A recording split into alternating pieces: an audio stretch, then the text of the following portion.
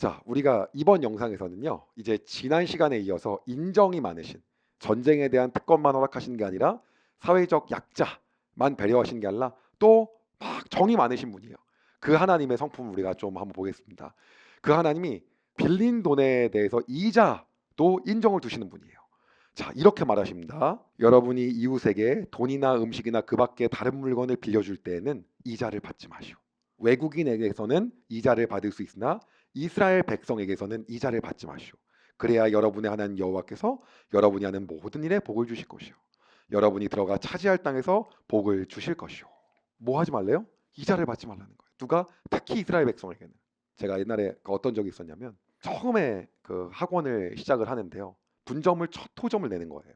근데 첫 분점을 내는데 이거를 이제 프랜차이즈 방식이 아니라 당시 이제 직영 방식이었는데 원장님하고 지분을 나눠서 갖기로 했어요. 그래서 이제 그분이 한 25% 정도 투자하는 건데, 25%가 지금 여러분한테 얘기하면 그렇게 큰 돈이 아닐 수도 있어요. 한 1,500만 원 정도 되는 돈이에요. 왜냐하면 저희가 학원을 작게 만들었거든요. 제가 되게 커피집으로 따지면 스타일이 이디야 스타일이에요.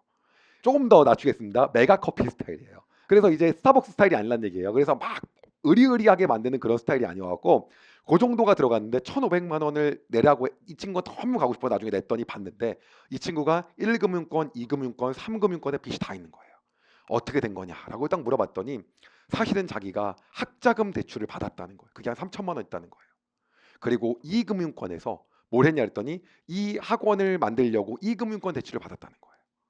그 3금융권은 왜 있냐 그랬더니 이 새로운 학원의 원장이 돼서 집에서 왔다 갔다 하려면 작은 차 하나 필요해서, 차도 비싼 것도 안 샀어요. 몇 백만 원짜리 샀는데 그 차는 3금융권에서 한 거예요. 그러니까 이자가 3금융권은 막 십몇 프로거든요. 이게 이자가 어마어마한 거예요. 그래갖고 제가 불러서 딱 봤더니 다 합치니까 통합 한 5천만 원 정도 되더라고요. 근데 저도 근데 이제 그때 사업을 시작한 지 얼마 안 돼서 막 모으고 있는 터라 통장을 까보니까 전 재산이 5천만 원인 거예요. 현금 딱 재산이. 근데 기도했는데 와이프하고 딱 얘기했는데, 여보 내가 기도하는데 하나님이 저 친구한테 빌려주라고 하는 것 같아. 왜냐하면 내가 만든 학원인데 실패하게 되면 나도 책임이 있다고 생각해. 상식적으로는 저도 책임이 있으니까 70% 넣었잖아요.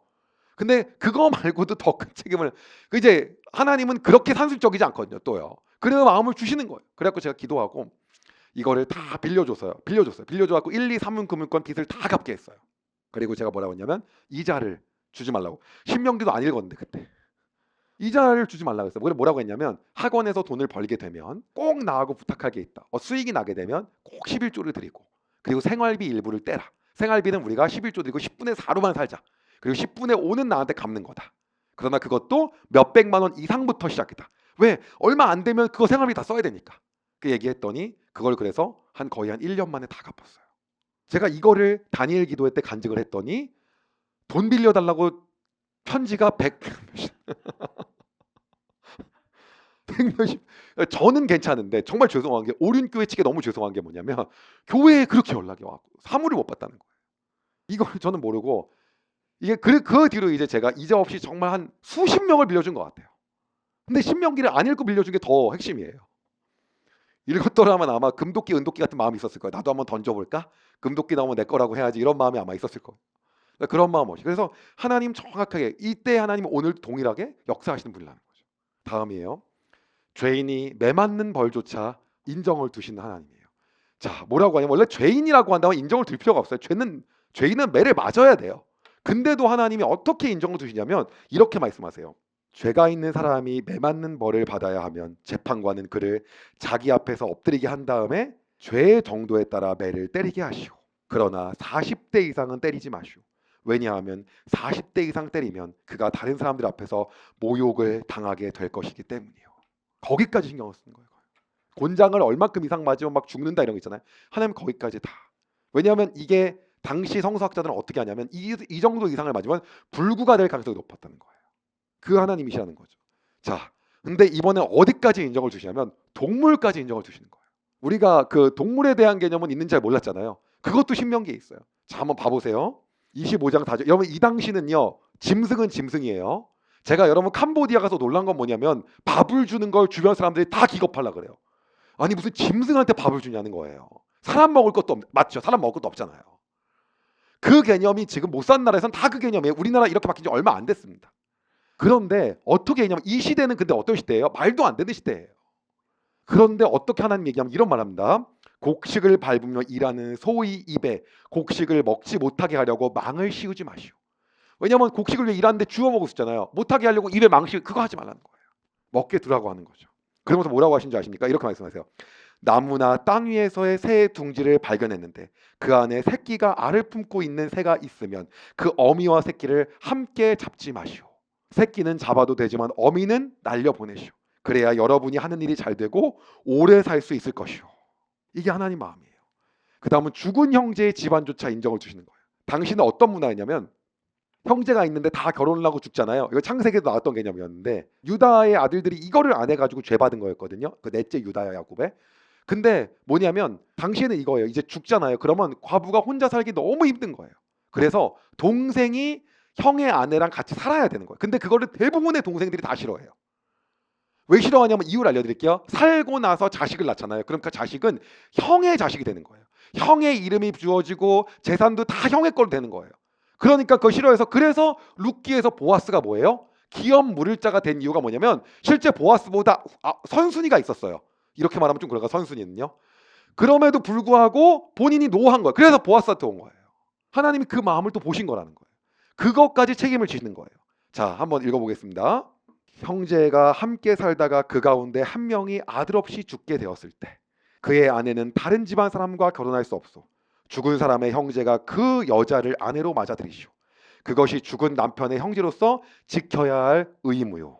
그렇게 해서 여자가 낳은 첫 아들은 죽은 형제의 이름을 따라서 부르시오. 본인의 이름이 아니라 그 형제의 이름이에요. 글로 다 가는 거예요. 그래서 그의 이름이 이스라엘에서 잊혀지지 않게 하시오. 이런 하나님이라는 거죠. 이외에도 하나님의 이러한 사랑의 하나님 이러한 성품 외에도 많은 성품이 나와요. 자, 그러면 이제 어떠한 성품을 우리가 지금부터는 한번 보게 될 거냐면요. 하나님의 정직하신 성품을 볼 거예요. 대표적인 게 바로 이 부분이에요. 오직 온전하고 공정한 저울추를 두며 온전하고 공정한 되를 둘 것이라. 그리하면 내 하나님 여호와께서 내게 주신 땅에서 내 날이 길리라. 이게 바로 여기 나오는 정직하신 하나님, 공평하시고 공정하신 하나님에 대한 땅의 경계에 대한 정직입니다. 19장 14절 읽어드리겠습니다. 여러분의 하나님 여호와께서 주시는 땅에서 이웃의 땅이 어디인가를 표시해주는 돌을 옮기지 마시오. 그 돌은 오래전 사람들이 세워놓은 돌이요. 그 돌을 옮겨갖고 경계선 여기까지가 내 거다 하고 잠자는 사이에 슬쩍 여기 이러지 말라는 거예요. 이게 하나님이라는 거죠. 자, 저울추와 되에 대한 정직 13절에서 16절 들어본 적이 없는 쉬운 성경으로 읽겠습니다. 하나는 무겁고 하나는 가벼운 두 가지 종류의 저울추를 가지고 다니지 마시오.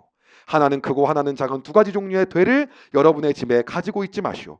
올바르고 정직한 저울추와 되를 사용하시오. 그래야 여러분의 하나님 여호와께서 주시는 땅에서 오래오래 살 수 있을 것이오. 여러분의 하나님 여호와께서는 정직하지 않은 사람과 정직하지 않은 되를 쓰는 사람을 싫어하시오. 그래서 우리 할 때 뭐 빼서 주고 살짝 빼고 이거 하지 말라는 거예요. 다 정직하지 않은 거라는 거예요. 그램수 잘못되게 나가고 당시에 이거를 속이기 너무 쉬웠기 때문에 이게 우리 하나님이라는 거죠. 하나님은 어떤 분이시냐면 아주 그 사회의 질서를 누구도 소외받지 않고 그리고 적은 자는 조금 더 받고 있는 자는 조금 더 나누고 그리고 무언가 계산하거나 할 때는 공정하게 하시면서 죄를 졌더라도 그 안에서도 인정을 두시는 그런 하나님이 우리 하나님이라는 거죠. 우리가 이 하나님을 보면서 깨달아야 되는 것들이 있어요. 하나님은 우리가 생각하는 것처럼 막 구약의 하나님은 무서운 하나님 그것만 얘기한단 말이에요. 그래서 처음에 성경을 보게 되면 구약에 있는 하나님은 맨날 뭐 죽이고 뭐 하고 있지만 그 하나님이 아니라는 거예요. 하나님의 이 성품이 있으시잖아요. 그 모든 것들은 하나님이 이스라엘 백성을 사랑하는 마음으로 하신다라고 하는 거예요. 오늘 하나님께서 우리에게 주시는 이 정직한 하나님의 마음을 본받아서 우리의 삶 가운데서 무너졌던 정직들을 회복할 필요가 있다라고 하는 거예요. 자, 어찌 보면은 관습으로 이어졌던 것들. 제가 어떤 은행 직원하고 일을 하니까는 이러더라고요. 의외로 사람들이 잘 속는 게 있다는 거예요. 뭐냐면 환전해 줄 때. 여러분 그거 몇 점 몇 원까지 한 다음에 은행 수수료도 있잖아요. 그렇기 때문에 그것까지 계산해서 얼마다라고 했을 때 쳐보는 사람 있습니까? 아, 대충 이 정도 맞겠지 하고 봤잖아요. 그렇죠? 근데 그 은행 수수료 빼고 뭐 하면은 거의 뒷부분을 갖다가 쓱 해도요. 은행 직원이 한 말이에요. 잘 모른다는 거예요.